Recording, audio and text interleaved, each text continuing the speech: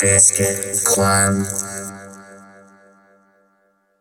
All right, everybody, welcome to the first ever episode of the Biscuit Club podcast. I am Ralph Six. Today I'm joined with Pharaoh Lad and Super Blue Grodd. Go ahead, say hi, fellas.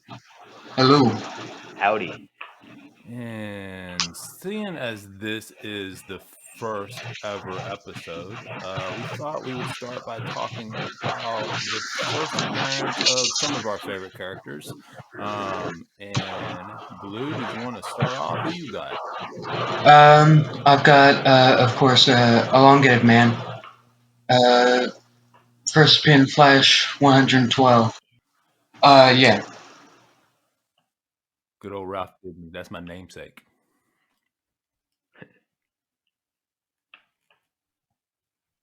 All right, Feral Lad, who you got? Yeah, I got the Legion of Doom. Legion of Doom. Okay, where'd they first appear? They actually didn't show up in a comic for a while. They first appeared on Super Friends. Oh, Super Friends. I remember Super Friends. That was my favorite cartoon growing up. Same here. I was practically raised on Super Friends. Yes. Yeah. So way before, I think that's where a lot of people get their love of comic books. Way before you read a comic book, you see all them cool superheroes on TV like Super Friends and Legion of Doom, which eventually Yeah, the Legion Super of Friends Doom's first plan was pretty weird. which was what? They wanted to use this like dream machine to get the Super Friends to commit crimes, and then when that didn't work, they just threw them into the sun. Oh, that makes sense. It's a good plan. That's why. Yeah, I don't know why they didn't just start with the throwing into the sun thing, because I feel like that would have just made more sense. Well, you got to start somewhere, I guess. Lead up to it. I guess.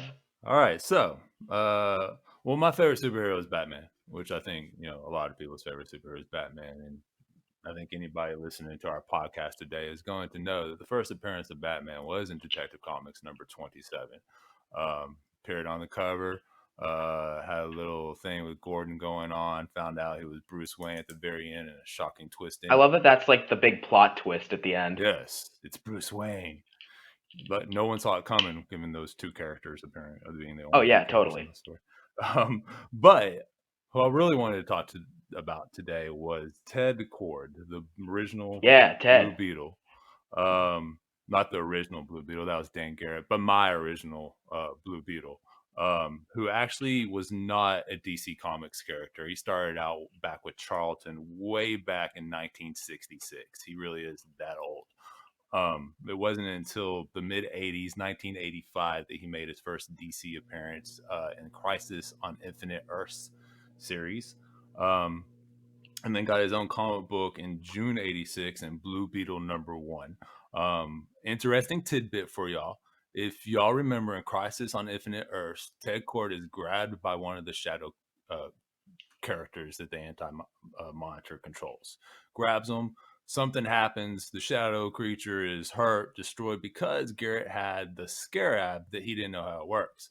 But then just less than a year later, when he came out with his first his monthly there, he didn't have the Scarab. That had been lost with Dan Kord. So it actually turned out it was a misunderstanding between Marv Wolfman and the rest of the DC writers there, where they weren't, he was kind of introducing a whole bunch of characters and controlling a lot of things. He couldn't keep up with everything.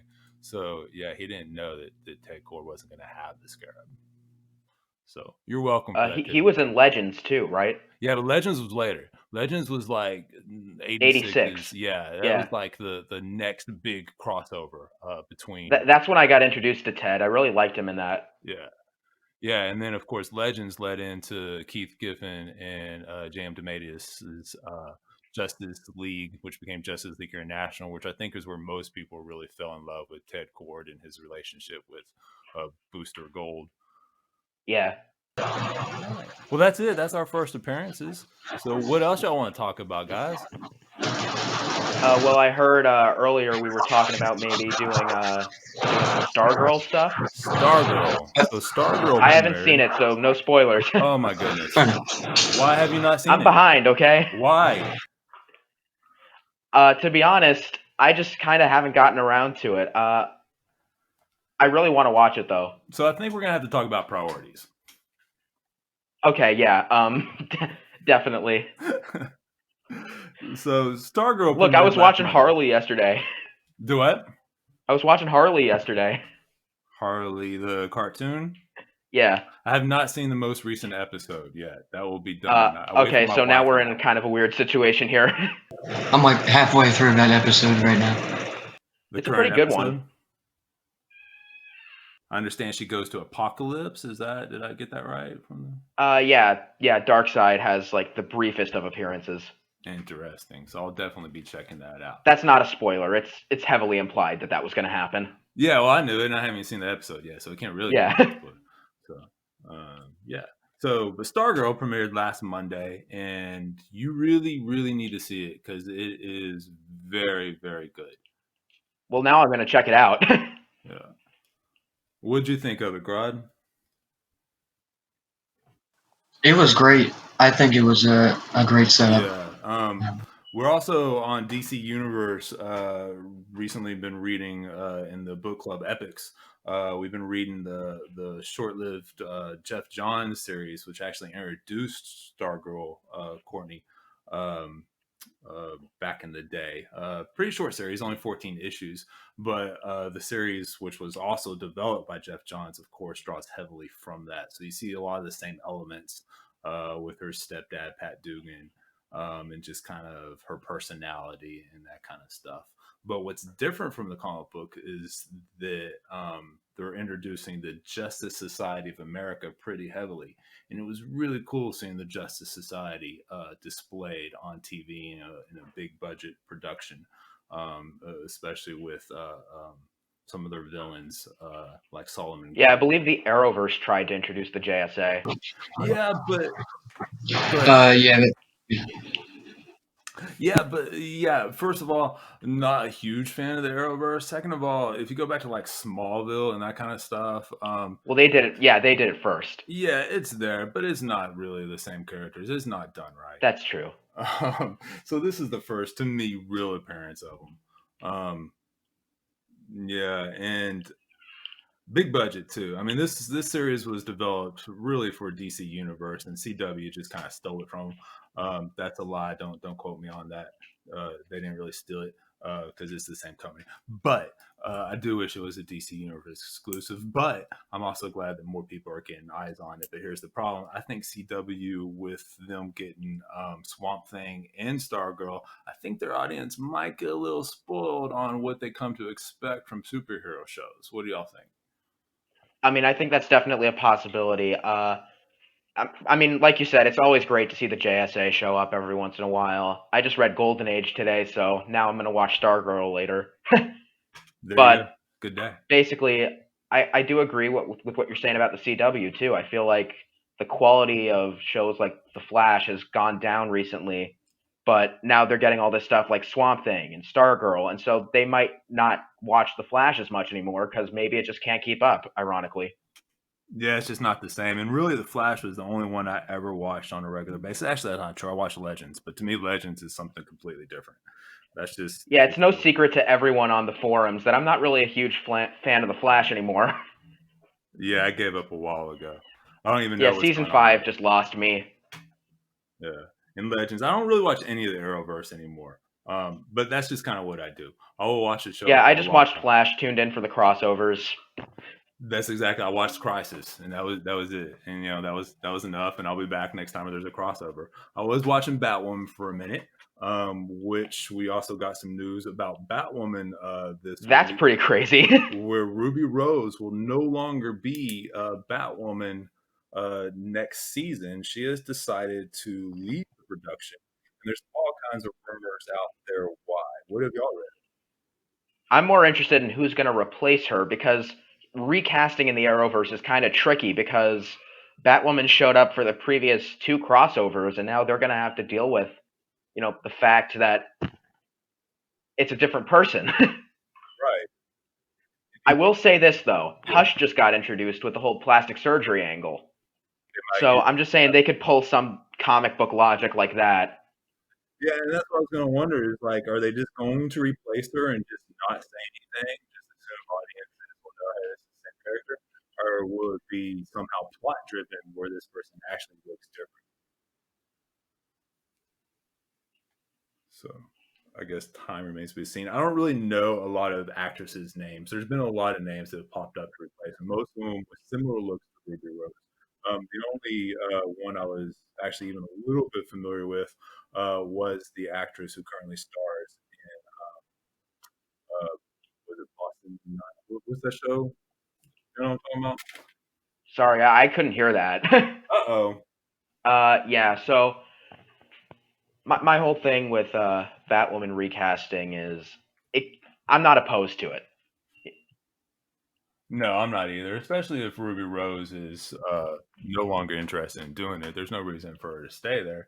It's still going to be as entertaining of a show as it always was. Um, Yeah, and I feel like this could be like a good thing for her because a lot of times actors get locked into superhero contracts that they don't really want to keep doing, and so the character kind of loses what we like about it. yes, definitely. And from what we've read, and who knows what's real and what's rumor, this is just me reading stuff off the internet. Um, she was so miserable doing the show that it was actually becoming not a problem, but tense on set. Like, if your main person, like say you had a boss and your boss was always like in a bad mood every day, eventually you're not going to like your job very much because your boss is in a bad mood every day. It affects the whole team around them.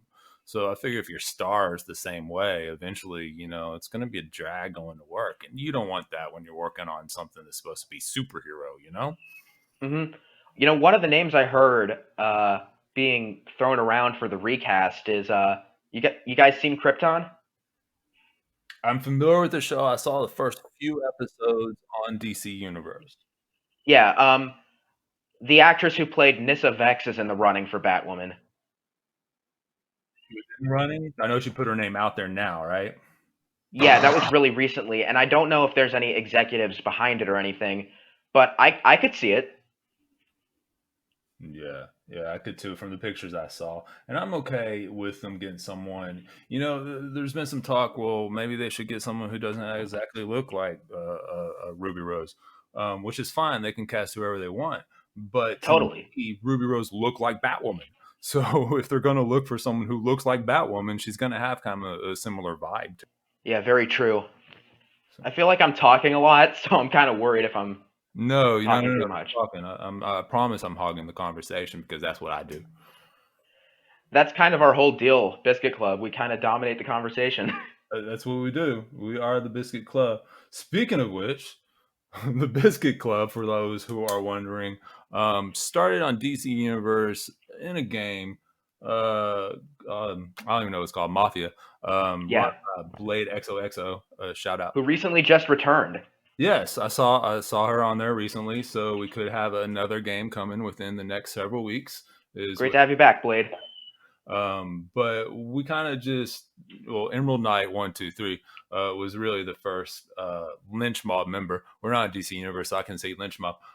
But see what happened was we ended up winning the game. I just want to point that out to everybody. Despite our antics, we won the game. Okay, Carbon, you were with us. Sure, we won the game. You can stop blaming us for killing Doomsday. But um, we then kind of spread out from there and became a problem one interesting night where we stole a couple of threads, and then the moderators politely pointed out to us that spreading the words lynch mob across the service there was probably not the best idea in the world, which made sense to me. So given our propensity to eat biscuits, we then changed our name to the Biscuit Mob, which is also sometimes lovingly called the Lunch Mob, because that's one word away from our original name. But to me, in my Plus, there are those of us who prefer funnel cake. what'd you say? One of the inside jokes we have is the funnel cake. Oh, see, I thought you just said you liked funnel cake, which was going to No, no, sorry. I apologies for the confusion. ooh, I was shaking. So yes, that is why we are called the Biscuit Club. And in future episodes, I assume you will be seeing more of us as people come and go. But today, let's see, is there anything else you wanted to mention? I know Snyder Cut news came out. Do we? Yeah, I'm kind of mixed about that. How so? I think it's a good thing, but it creates more problems than it solves because a few things could happen. One, it could be worse than the theatrical cut, and then we did all this for nothing, or it's really good and we don't know which one counts as canon. Well, I figure the one that went out to the theaters is always going to be the one that got the most eyes on it. So That's true. Canon going forward. It just has to, if they're going to have any kind of canon whatsoever, because it's not like Aquaman or Wonder Woman really called back to the Justice League a lot. They could just move forward and not worry too much about it, especially. Yeah, Aquaman actually did, though, I think. Barely, though. Like if you took out its reference, the whole rest of the movie still works just fine. Yeah, I guess I see what you're saying. Yeah, and of course, with like the Joker, which was a huge blockbuster, that's a DC property, but it didn't have anything to do with anything else. And I actually kind of like the direction Joker went because I feel like we're getting more and more into cinematic universes, and I feel like maybe we shouldn't. I feel like maybe we shouldn't be afraid to address standalone movies. Right. We didn't have to do that. They tried to do that because Marvel was such a blockbuster at it, but DC doesn't have to be Marvel. You don't have to copy that same kind of roadmap to success. You have so many different properties. You can do, go out and create a Green Lantern universe, go out and create just a Batman universe, throw Nightwing in there, do some stuff there. You got a bunch of different properties you can really explore. Because remember, it was completely different from MCU for a long time. Of course, that's going to change, but it doesn't have to be all one thing. Yeah, and going off of that, I think the other thing they could do is play to their strengths a little more. I mean, they have things that the other guys don't. I mean, the closest thing Marvel has to the Legion of Doom is the Sinister Six, and those guys are locked up in rights issues right now. So honestly, I think Legion of Doom probably would be not a bad move, and that's just an example. There are limitless things DC could do that the other guys can't. Yeah, definitely. As exampled by how so many different types of shows DC has put out. Exactly. You got the Arrowverse, but Krypton was something completely different. Gotham was something completely different. So yeah, you definitely got a lot to play with. Getting back to the Snyder Cut. I'm down to see it. I want to see it. I want to see what his original vision was. But I think just the fact that it's going to be on HBO Max, where it's going to attract people to watch it, it's already a success. It doesn't matter if it's good or bad. The whole purpose of putting something on HBO Max is to bring in viewership. So I think you're kind of guaranteed to do that. So I think it was a really smart move for Max to go ahead, especially in the strange age we're living in, where this pandemic has kind of got us scrambling for entertainment that we couldn't do otherwise. Yeah, I totally agree with that. I think we're about to run out our 20 minutes here. Well, I think this was a wonderful show. I agree. I think it needs work, but I think we can make it. All right, so I think it's a good place to stop the recording. Yeah. And we'll see you guys next time. All right, guys. Thank you for joining us. I was Ralph Six, joined by Feral Lad and Super Blue Grod. So join us next time, and we'll find something else to ramble on about. See you guys.